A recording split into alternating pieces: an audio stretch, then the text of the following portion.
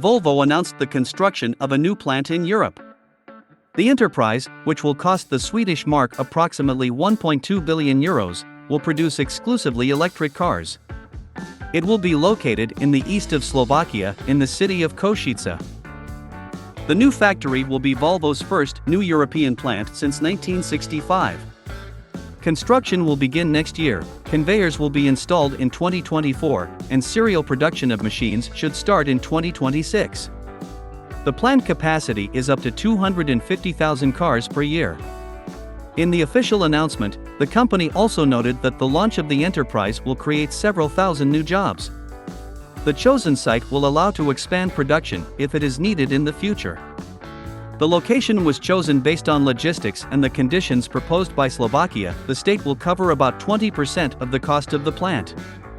It will be Volvo's third European factory. Besides Sweden, the brand produces cars in Belgium and the fifth car production plant in Slovakia.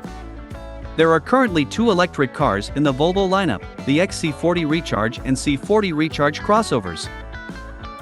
At the beginning of the year, it became known that the company is preparing 5 more electric models, which will include 2 SUVs, a sedan and 2 station wagons.